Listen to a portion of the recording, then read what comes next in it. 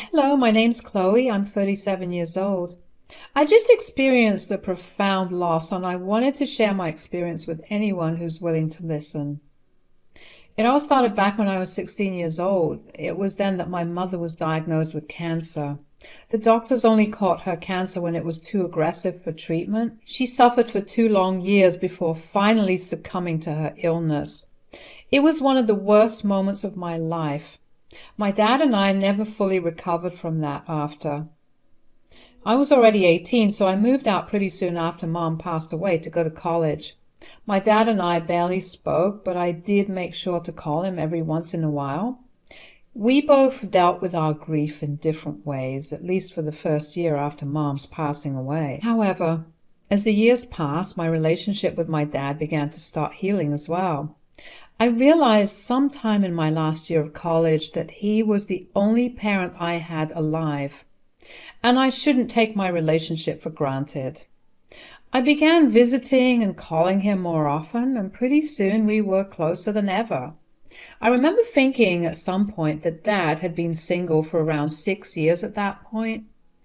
I didn't like him staying at home all alone, so I began slowly nudging him to consider entering the dating scene. He would almost always either change the topic when I brought it up, or he would nicely tell me that he wasn't interested. I dropped it and accepted that maybe Dad didn't want to see anyone after Mom, but that changed when I got a call from him one day. "Hey Dad, how's it going?"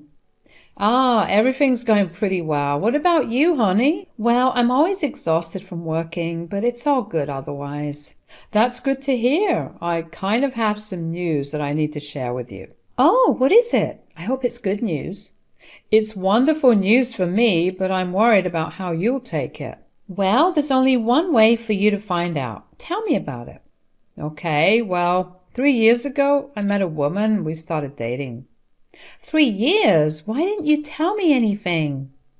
I didn't say anything because I didn't know how you'd react, and as the years went on, I guess I just kept chickening out. Anyway, I proposed to her this past weekend and she said yes.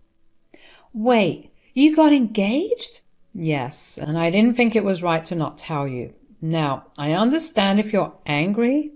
Dad, that's amazing. I'm so happy for you. You are? Of course, I've been trying to get you to go on dates for the past year now, and I see why you never listened to me.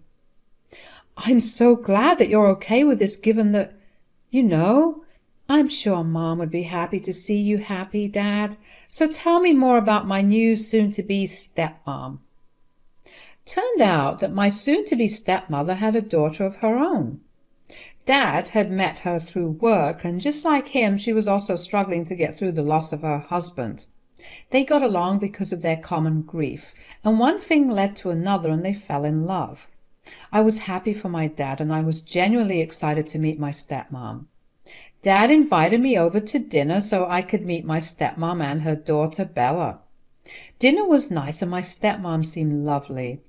Bella, however, was a little aggressive. She refused to speak to me or even acknowledge that I was there. I was a little put off by that, but Dad explained to me later on that Bella was still upset that her mom was getting married and would take some time to get used to it.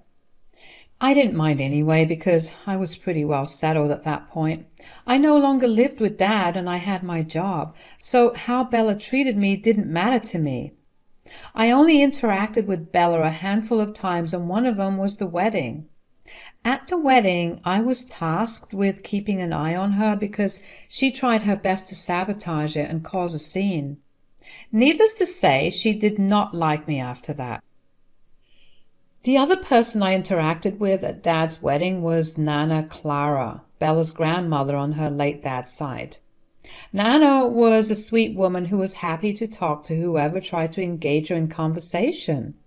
I spent a little while talking to her, and that was the first time we formally interacted with each other. After the wedding, Dad and stepmom would host family dinners once a month where all close family members were invited. It was then that I got introduced to more of my stepmom's family. I got along well with them, but I never really had a proper relationship with them outside of those family dinners. Anyways, Tragedy struck one day when Nana's husband passed away. She was inconsolable, especially after having lost her son just a few years before that. Her depression and grief caused her health to deteriorate pretty quickly, and she needed someone to look after her. Initially, Nana's brother opted to look after her, but eventually decided that she was too much work, so he wanted someone else to look after her.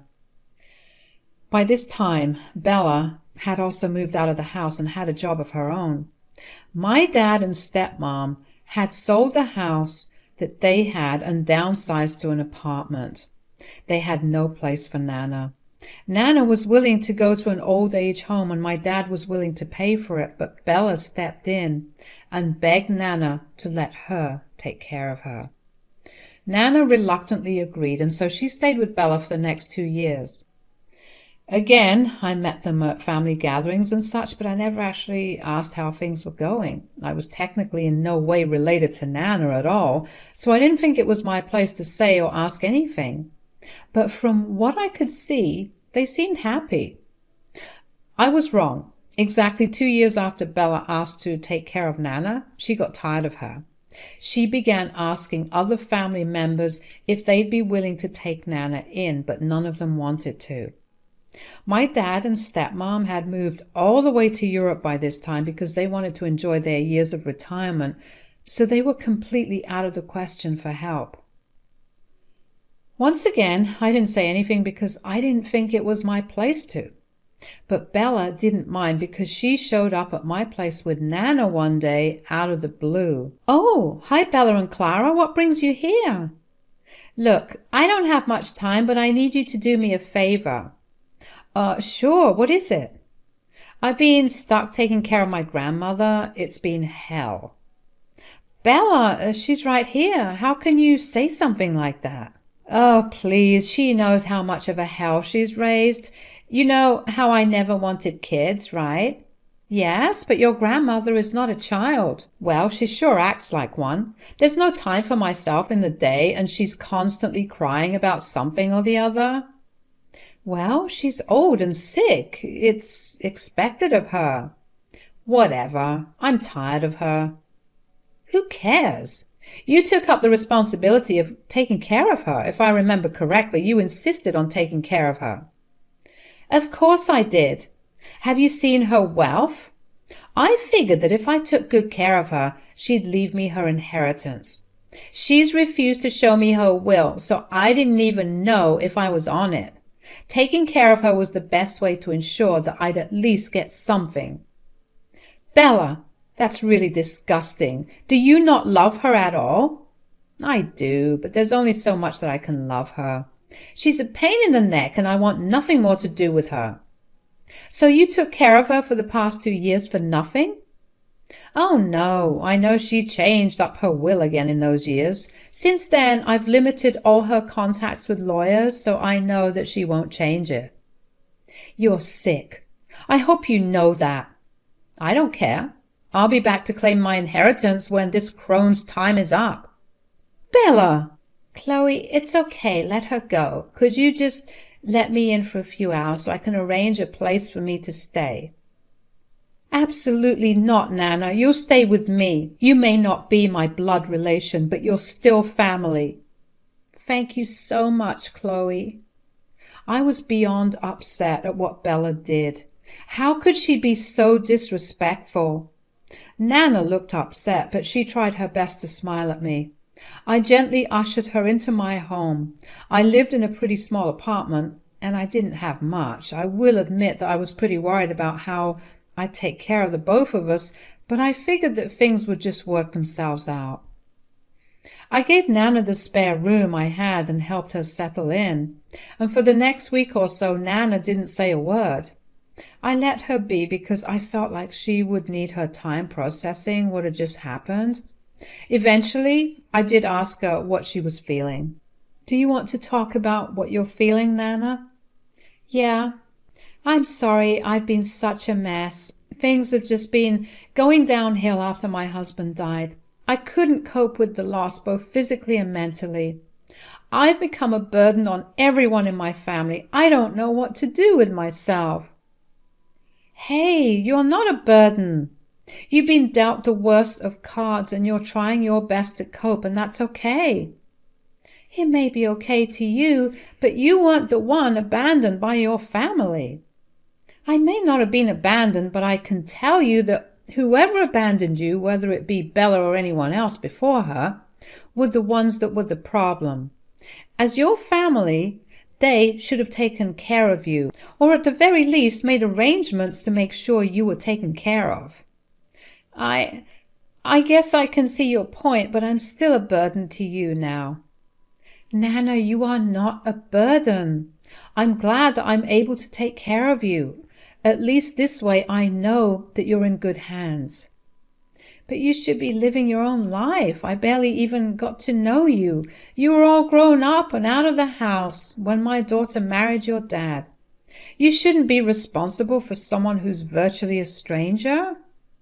Well, I regret not getting to know you earlier, but now we have all the time in the world to get to know each other fully. And just because I'm taking care of you, it doesn't mean that I'm not living my life. All right, but if you need me to leave at any moment, do tell me, but give me some time beforehand so I can make my own arrangements. Sure, but that won't happen, and I can promise you that it's not because I want any of your money. I just want to make sure that you live the rest of your life to the best. Oh, thanks a lot, sweetie. But speaking of inheritance, I need to get in touch with my lawyer. Didn't Bella say that she got in between you and your lawyer? Yeah, well, she got in between only one of them. When you live long enough and have witnessed enough family fights around inheritance, you learn to work your way around it happening in your own family. Oh, wow. Okay. Is there any way for me to help you out? I will need you to run around a little and make some calls. I'll also need you to be okay with my lawyers coming over to your place so I can talk to them. Yes, of course. Anything you want. Just let me know a little in advance so I can work around my work schedules. Of course, sweetie. Thank you so much again. I was upset that people treated Nana so badly, that she considered herself to be a burden, so I worked hard after that to make sure that she stopped feeling that way. The last thing I wanted her to feel was that. Even on days that I was really tired and wanted nothing more than to just sleep, I stayed by her side and did everything she asked of me. There were numerous visits to the hospital, and her reports were showing progress. I was happy to see her feeling better.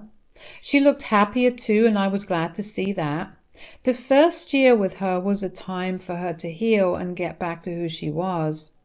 This year, no one from her family called to ask if she was all right. I was upset, but Nana always told me not to think about it. The next year, since Nana was a lot better than before, I began taking Nana out of the house.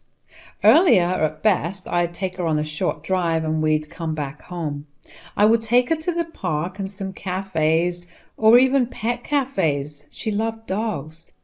She would light up every time we went out, and seeing her so happy made me feel good. Around the end of her second year with me, she asked me to contact her lawyers. Once every week since then, I was running around doing some paperwork or the other, and I had lawyers at my place.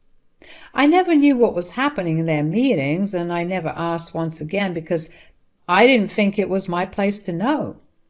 After Nana stopped asking me to call her lawyers over, she finally revealed to me what had been going on. Sweetie, I need to talk to you about something. Yes, Nana. So you know how I've been meeting up with my lawyers a lot recently? Yes, of course I do. I'm the one arranging the meetings. Yes, I've been rewriting my will. The initial will that Bella is holding hostage included a division of assets for everyone in the family, including you. Me? Why me? We barely knew each other back then. Yes, I know, but you were still a part of my family. It was nothing big, just a small amount. Anyway, I've had a year to think about it, and I know that I shouldn't have originally willed you that much. Oh? You've been so kind and caring. You've shown me more love than my own family has in years. Even before my husband's death, I don't want you to tell anyone as yet, but I'm leaving everything I have to you." "What? Nana, you can't do that."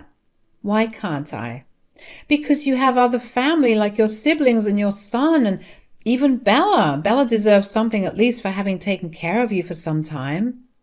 "Neither she nor my son actually wanted me there with them. They never ceased to talk about them, getting my inheritance. They never properly cared for me or even treated me like I was human.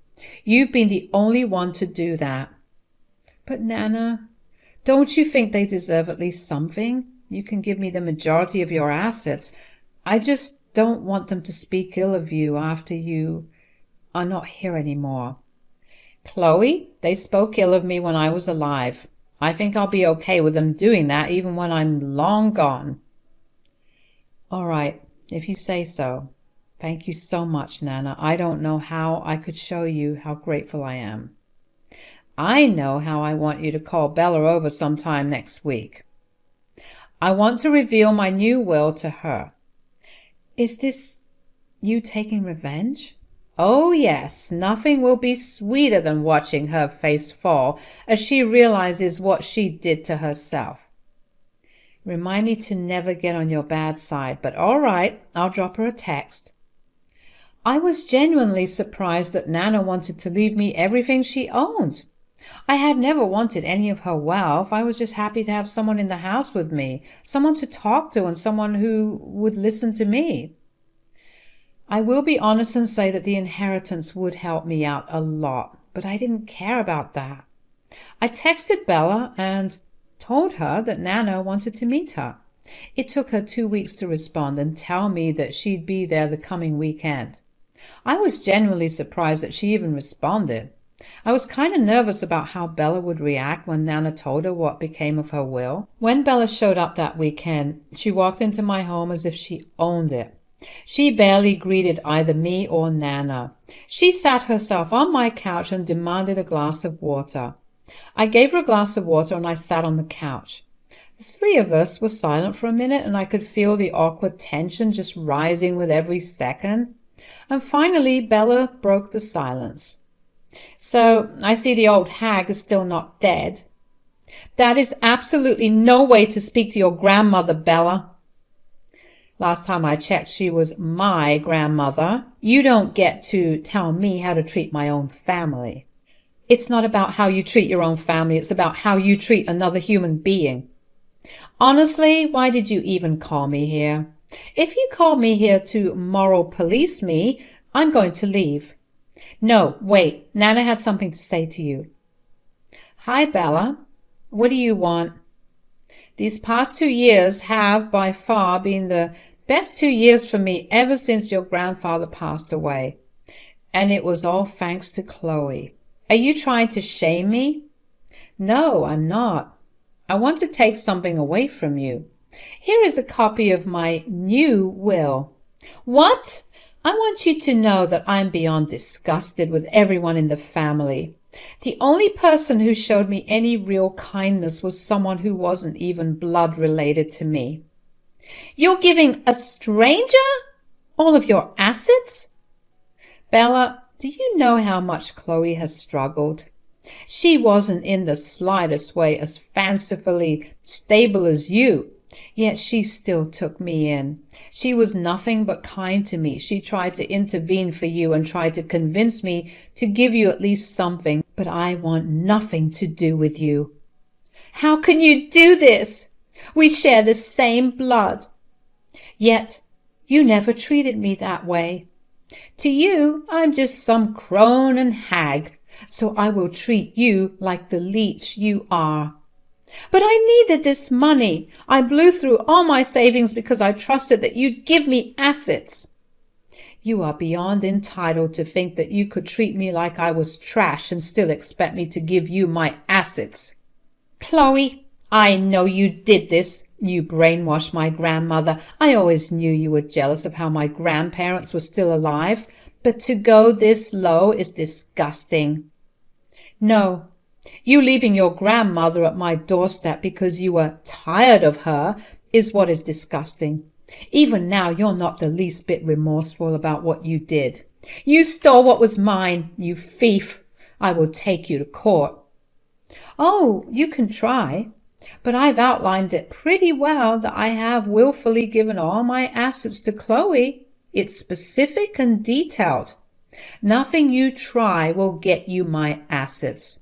Now, I want you to get out of our lives for good. Bella obviously tried to create more of a scene, but neither Nana nor I paid any attention.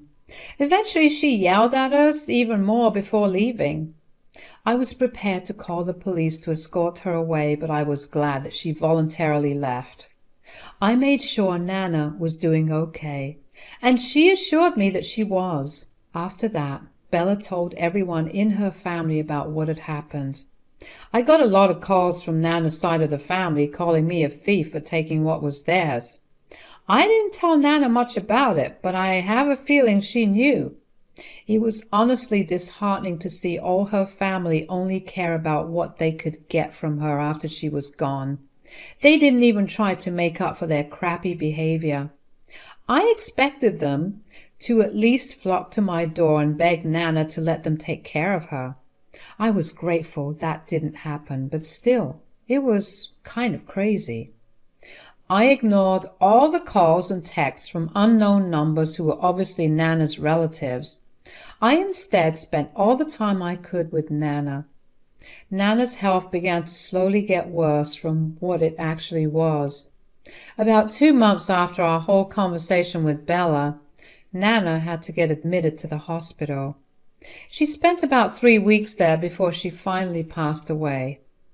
Even during her last days, no one came to visit her. I tried to reach out to them, but I got no replies. I guess they were so mad at Nana for not giving them inheritances that they decided to just not be there for her. I was heartbroken. I had gotten used to our little routines, and most importantly, I got used to finally having someone to listen to me. There were not many people there at Nana's funeral, and I guess that only made my grief worse. She was a wonderful person and deserved so many more loving people in her life. I'm just glad that I got to be there with her in her last hours, and that I was able to make her laugh even when she was struggling to stay alive. As soon as I received Nana's inheritance, the first thing I did was to go off the grid and move to a different state. I knew that Nana's relatives would try their hardest to come after me for the money, and I wanted to have zero contact with me. I've been using my inheritance to make donations to old age homes and charitable organizations that deal with elder abandonment. It feels like the only right way to honor Nana's life. It's been a few months since Nana passed away, and I'm still processing all the grief. But every day is beginning to get a little better.